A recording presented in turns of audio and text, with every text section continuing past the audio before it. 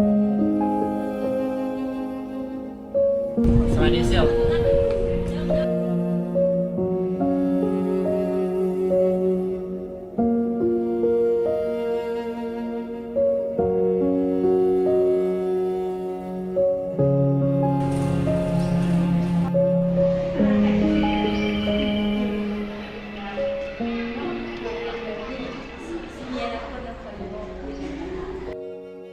ข้อต่อไปกันเลยเนาะ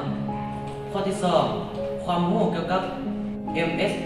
Office Microsoft Office Excel เป็นโปรแกรมการจัดข้อมูลที่ได้ความนิยมสูงการข้อมูลขนาดน้อยๆไปจนถึงขนาดใหญ่สองเห็นยังไงตะกี้อาจารย์อธิบายเมื่อกี้เราได้ไปเราพูดเราก็เข้าใจอันนี้เนี่ยโอ้โหกูตั้งใจฟังตอนอาจารย์อธิบายนี่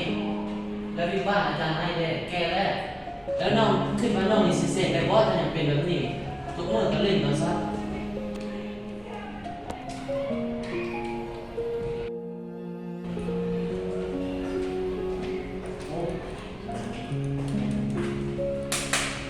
เดี๋ยวนี้น้องสิเล่นเกมแล้วสิเรียนหนังสือถ้ามันน้องอยากเล่นเกมเล่นให้น้องไปเล่นอยู่นอก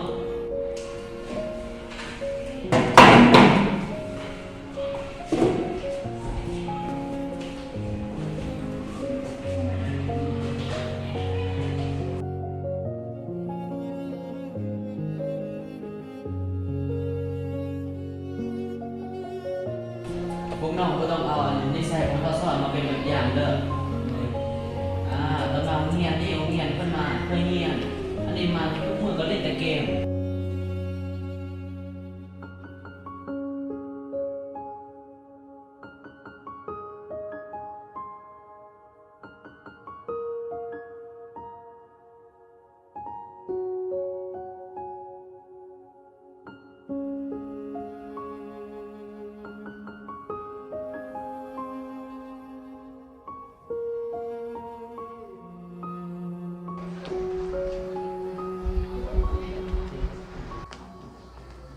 เอาให้ซอดจะได้เสียงเลยนะ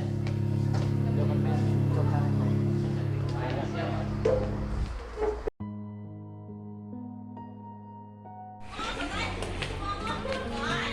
จะได้เสียงได้ยืม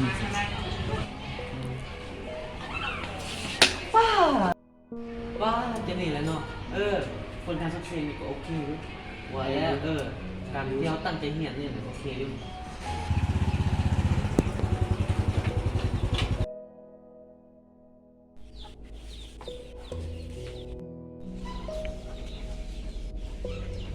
ลูกเลิกเรียนแหละ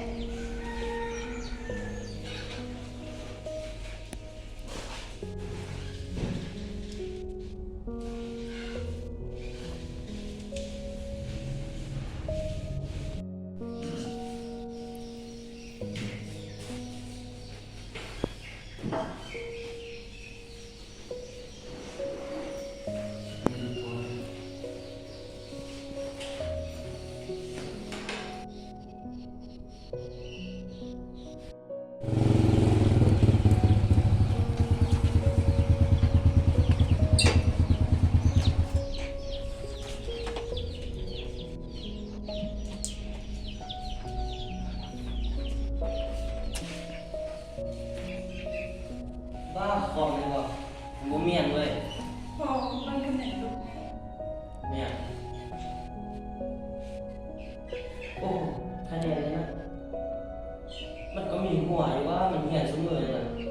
มันไปเพื่ออย่างมันเหียนมันอยู่ใส่อะไรเนี่ย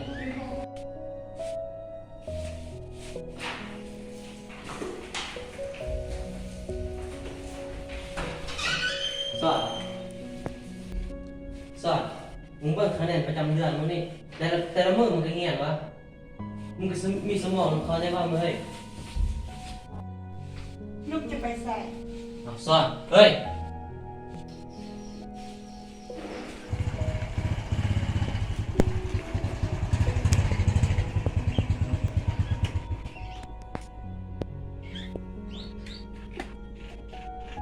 ซ่อนยูให้หน่อยซ่อน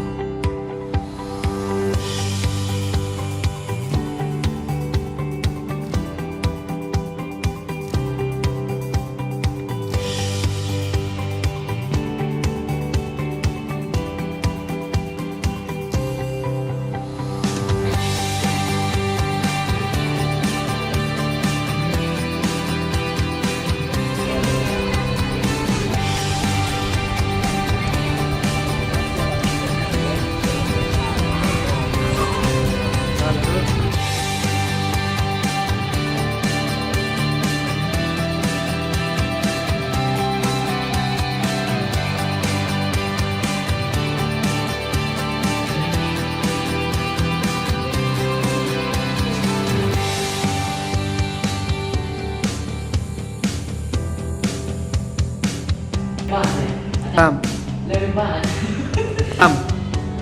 แล้วบนเนี่ยอาจารย์ใช้บ้านเลยตรงแรก ตามตาม